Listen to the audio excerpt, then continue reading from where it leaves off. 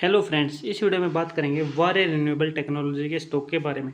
यह company renewable energy generate करने के साथ साथ सोलर पैनल भी मैन्युफैक्चर करती है, जिसमें इसका इंडिया में नंबर 1 पोजीशन है।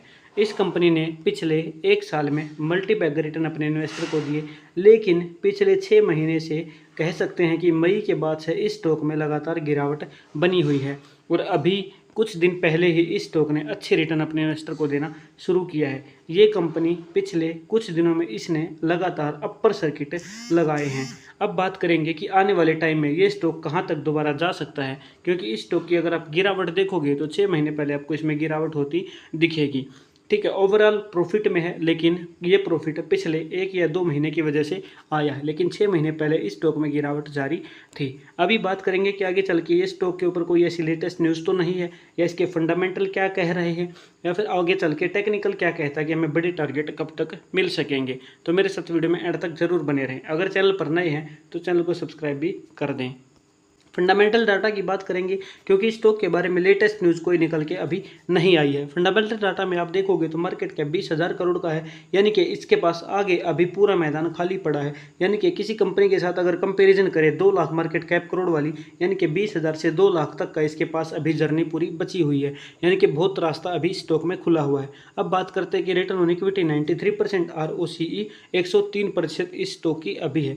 बुक वैल्यू के अकॉर्डिंग स्टॉक थोड़ा ओवर वैल्यू है, लेकिन अभी भी पब्लिक इसमें खूब इन्वेस्टमेंट कर रही है। आगे चल के अगर क्वार्टर के रिजल्ट की बात करेंगे तो जून 2023 और जून 2024 में अगर आप कंपैरिजन करोगे तो कंपनी की सेल लगभग दुगनी हो गई है।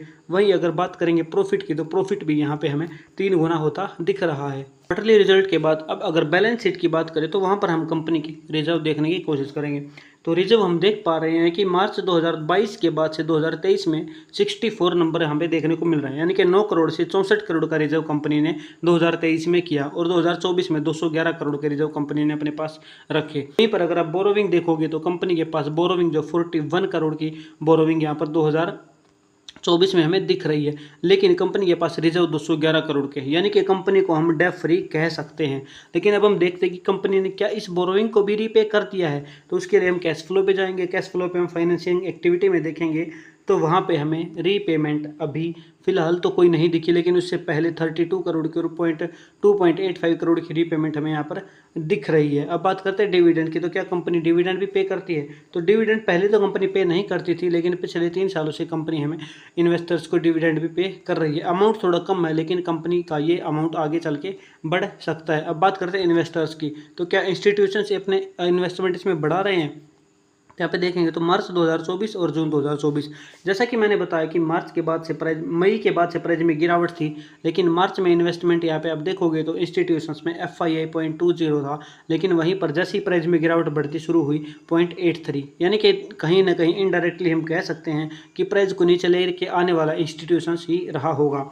अब बात करते हैं पब्लिक की होल्डिंग यहाँ पे आप देखोगे तो गिरावट हो रही थी, तो पब्लिक को डर था कि कहीं उन्हें लॉस ना हो जाए, वो यहाँ पर सेल कर रही है और वही इंस्टीट्यूशंस अपनी होल्डिंग बढ़ा रहे हैं। तो आगे चल के जो यहाँ पर अगले क्वार्टर्स के नंबर आएंगे वो हमें कुछ अलग देखने को मिल सकते हैं और फिर से प्राइस में एक बड़ी उछाल हमें देखने को मिल सकती है। अब टेक्निकल पे हम यहाँ पर इसके कुछ लेवल्स जान लेते हैं। टेक्निकली अगर आप इस चार्ट को देखोगे तो आप देख पाओगे कि 2020 से पहले और उसके बाद 2024 के स्टार्टिंग तक आप देखोगे तो कोई बड़ा गेन हमें यहाँ पर स्टॉक में नहीं दिख रहा है, कोई बड़ी मोमेंट, बड़ी कैंडल्स हमें यहाँ पर नहीं दिख रही है। लेकिन 2024 के बाद से आप देखोगे तो प्राइस में बहुत बड़ा उछाल, मल्टी बैगर रिटर्न, यानी कि कह सकते हैं 10 गुना रिटर्न यहाँ पर अपने इन्वेस्टर को स्टॉक ने निकाल के दिया 1 साल के अंदर।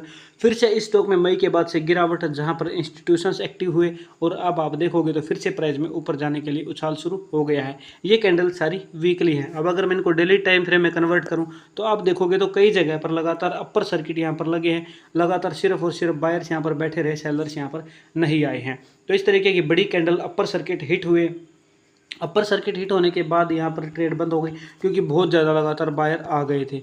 ठीक है। अब बात करेंगे यहाँ पे प्राइस ऊपर कितना जा सकता है, तो आप पिवट इंडिकेटर यूज कर सकते हैं। तो यहाँ पे आप देखोगे तो प्राइस अभी मूविंग एवरेज 100 पे एक रिट्रेस ले रहा है। तो यानी कि अगर हम बात करेंगे क्लोजिंग की, तो अगली क्लोजिंग अगर हमें यहाँ पर अगर बात करें प्राइस की, तो 1936 से ऊपर मिल जाती है ग्रीन कैंडल की, तो हमें 2098 का टारगेट, उसके बाद 2307 का टारगेट मिल सकते हैं। अगर प्राइस में गिरावट होती है तो गिरावट के बाद प्राइस की जो क्लोजिंग है वो 1688 के नीचे होती है, तो फिर दूसरी क्लोजिंग वहाँ पर हमें 1503 के आसपास मिलने की पॉसिबिलिटी है। यानी कि सपोर्ट हमें 1503 का मिलेगा, उससे पहले सपोर्ट है जो है 1688 का, 1503 1688। अब टारगेट की बात मैंने आपको बताई दी, टारगेट अगला टारगेट 2098 का मिलेगा और 2307। तो ये टारगेट हमें दिख रहे हैं, और उसके बाद जो गिरावट है अगर होती है तो वो सपोर्ट मैंने आपको बता दिए। तो मुझे उम्मीद है वीडियो आपको पसंद आई है। वीडियोज़ पसंद आई तो वीडियो को लाइक करें और चैनल को सब्सक्राइब करना ना भूलें। Thank you very much.